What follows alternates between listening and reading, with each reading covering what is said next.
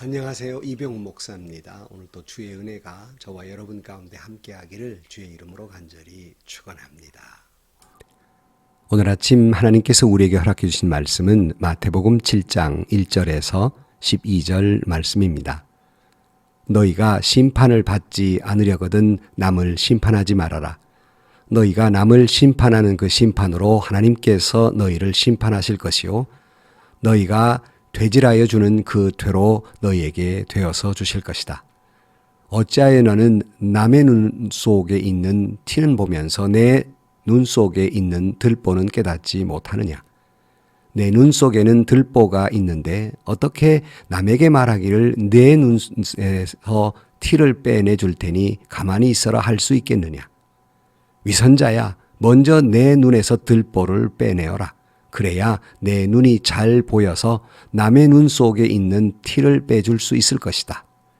거룩한 것을 개에게 주지 말고 너희의 진주를 돼지 앞에 던지지 말아라. 그들이 발로 그것을 짓밟고 되돌아서서 너희를 물어 뜯을지도 모른다. 구하여라, 그리하면 하나님께서 너희에게 주실 것이다. 찾아라, 그리하면 너희가 찾을 것이다. 문을 두드려라, 그리하면 하나님께서 너희에게 열어줄 것이다. 구하는 사람마다 얻을 것이요 찾는 사람마다 찾을 것이요 문을 두드리는 사람에게 열어주실 것이다. 너희 가운데에서 아들이 빵을 달라고 하는데 돌을 줄 사람이 어디 있으며 생선을 달라고 하는데 뱀을 줄 사람이 어디 있겠느냐? 너희가 악해도 너희 자녀에게 좋은 것을 줄 줄 알거든 하물며 하늘에 계신 너희 아버지께서 구하는 사람에게 좋은 것을 주지 아니하시겠느냐? 그러므로 너희는 무엇이든지 남에게 대접을 받고자 하는 대로 너희도 남을 대접하여라. 이것이 율법과 예언서의 본 뜻이다. 아멘. 우리는 지난 시간에 살펴본 대로 먼저 그의 나라와 그의 의를 구하며 살아가야 할 신앙인들입니다. 하지만 우리는 하나님의 나라와 의를 구함에 있어서 이 땅에 살아가면서 많은 사람과 관계 속에 살아갑니다. 우리는 이 관계 속에서 하나님의 나라와 의를 구하며 살아야 하는데 그러므로 좋은 관계 속에 살아가야 합니다. 오늘 본문은 어떻게 하면 아름다운 관계 속에 살아가면서 하나님의 나라와 의를 구하며 살아갈 것인가를 가르쳐주고 있습니다. 우리가 살아가면서 칭찬만 듣고 살아갈 수는 없지요. 어떤 경우에는 타인으로부터 심판, 판단을 받기도 합니다. 사람이 누가 심판을 받고 비판을 받기를 좋아하는 사람이 어디 있겠습니까? 오늘 이 심판이란 말이 다른 번역에는 그저 판단이라고 말하기도 하고 또 비판이라고 말하기도 합니다. 그러니까 누군들 자기 자신을 향해서 심판하고 판단하고 자잘못이 지적됐을 때 기분 좋은 사람은 없어요. 그러니까 오늘 본문은 그러지 말라고 말씀합니다. 1절 말씀에 보면 너희가 심판을 받지 아니하려거든 남을 심판하지 말아라. 너희가 남을 심판하는 그 심판으로 하나님께서 너희를 심판하실 것이요 너희가 되질하여 주는 그 되로 너희에게 되어주실 것이다 그랬어요. 왜 이런 말씀하십니까? 때로는 심판이 필요하기도 해요. 때로는 판단이 필요하기도 합니다. 그러나 왜 주님이 이것을 금하오겠냐면 우리가 아무리 공정하게 재판을 하고 아무리 아주 공정하게 판단한다고 해도 우리는 모두 죄인이기 때문에 한쪽으로 기울어지기 쉽고 자기 생각대로 자기 편의대로 판단하기 쉽고 내가 재판관이 돼서 남을 판단하고 비판하면 그러다 보면 이것이 나도 모르게 비난으로 이어지고요. 이 비난하다 보면 그것도 나도 모르게 조롱이 돼버리고요. 조롱이 되다 보면 결국 그를 정죄하고 저주하는 데까지 이르게 되고 하나님 앞에 죄인 되는 거예요. 우리 쉽게 재판관 노릇하려고 해서는 안 됩니다. 쉽게 남을 판단하고 정죄해서는 안 됩니다. 그래서 하나님 앞에 죄입니다. 하나님이 기뻐하시지 않는 일입니다. 오래전 일인데요. 제가 교육전사로 섬기는 서울에서 교회에서 어떤 정관을 만들어야 될 일이 생겼어요. 그래서 나름대로 아주 나를 세워가면서 철두철미하게 아주 이러면 안 되고 저러면 안 되고 아주 철저하게 아주 완벽하게 만들어서 담임 목사님에 가서 이렇게 제가를 받으러 갔어요. 그랬더니 담임 목사님이 빙그레 웃으시면서 이전도사 이렇게 법을 자세히 만드는 것 이해는 가지만 자칫 이 법을 이렇게 만들면 이 법에 의해서 이전도사가 힘들어질 거야. 그렇게 말씀을 해요. 전 처음에는 그걸 이해를 못했습니다. 법이라고 하는 걸 칼로 재듯이 탁탁 해야 되는데 왜 그런 말씀을 하실까?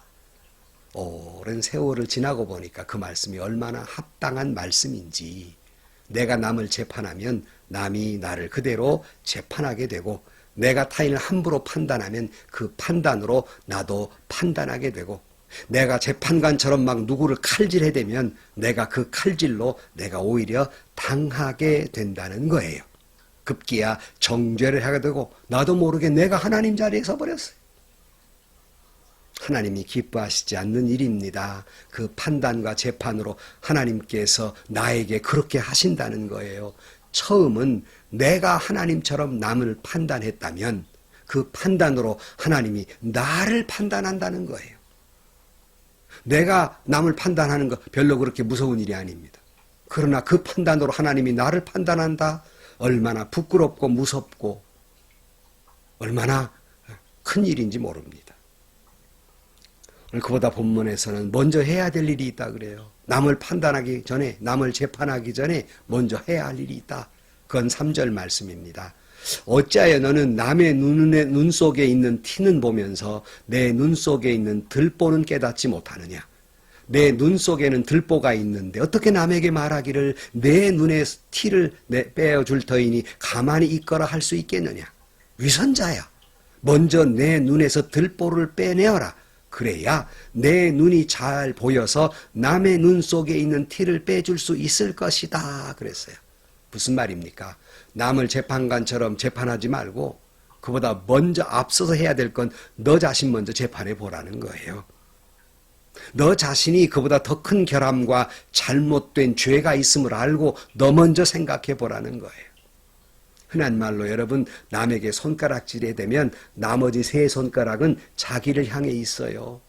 남에게 한 가지 죄를 이야기하다 보면 나에게는 그 3배나 죄가 있다는 것을 기억하라는 거예요. 그 3가지 죄 먼저 해결하고 남의 얘기를 하라는 겁니다. 우리나라 속담이 뭐 묻은 개가 뭐 묻은 게 나무란다는 말이 있어요. 그러므로 여러분 다 우리 부끄러운 죄인들인데 내가 무슨 옳아서 남을 판단하고 재판할 자격이 있습니까? 어떤 사람은 이렇게 말해요.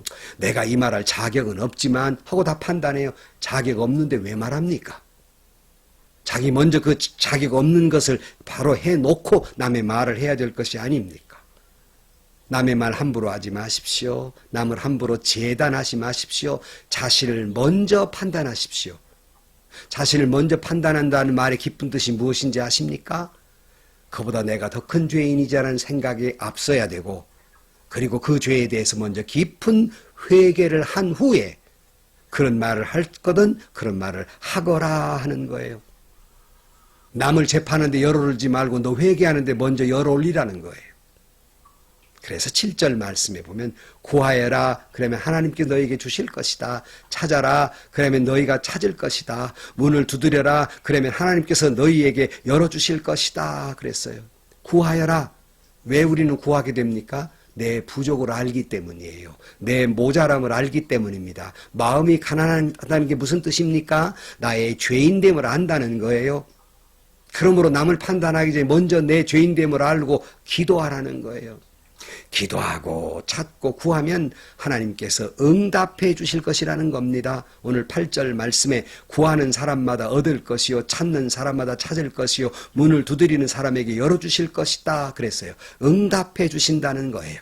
여러분, 구하면 얻을 것입니다. 찾으면 찾을 것입니다. 문을 두드리면 열릴 것입니다. 구하고 찾고 두드려서 하나님의 은혜와 축복 속에 살아가는 저와 여러분들이 되시기를 주의 이름으로 축원합니다.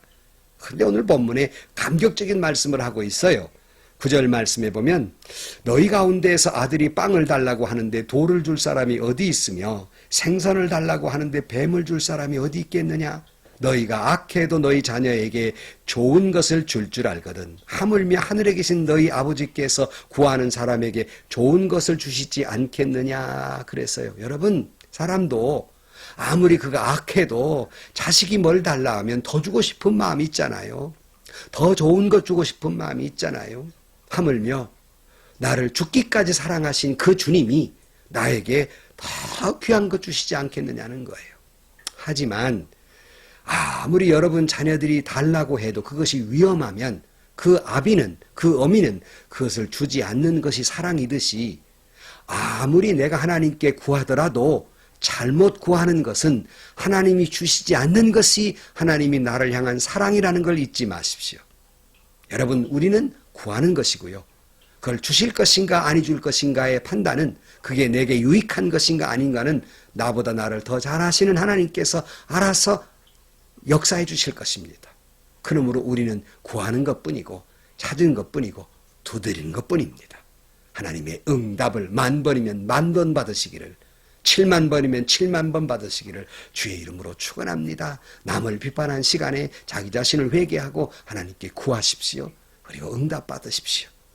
그 다음에 주님은 결론적으로 그 유명한 황금률의 말씀을 하지 않아요? 12절 말씀에 보면 그러므로 너희는 무엇이든지 남에게 대접을 받고자 하는 대로 너희도 남을 대접하여라. 이것이 율법과 예언서의 본뜻이다.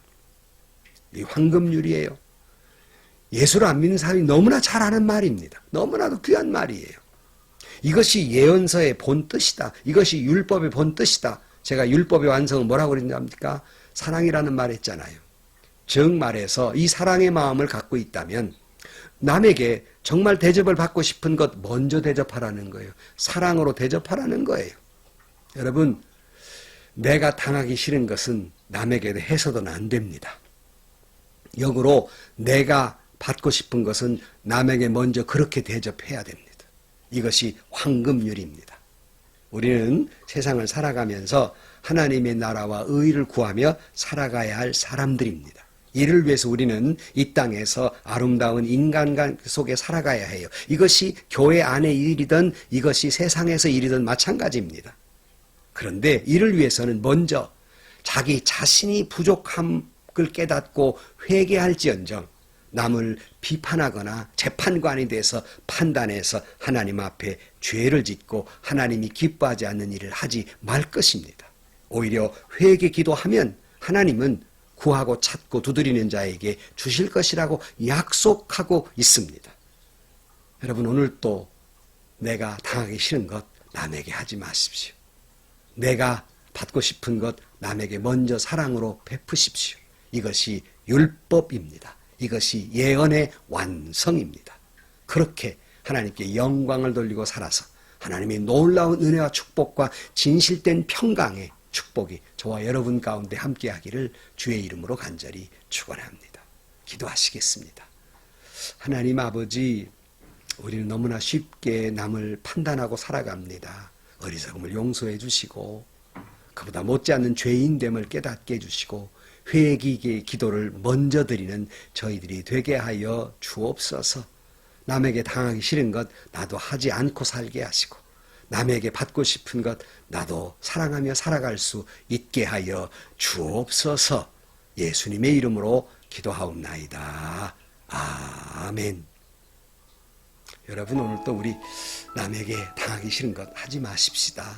남이 나에게 이렇게 해주었으면 하는 것 내가 하십시다. 이것이 율법의 완성이고 예언서의 결론입니다. 그렇게 살아서 정말 진실한 하나님의 평강이 저와 여러분 가운데, 여러분 가정에, 교회에 넘치기를 주의 이름으로 축원합니다. 하나님의 은혜와 축복이 넘치는 하루가 되시기를 주의 이름으로 축원합니다.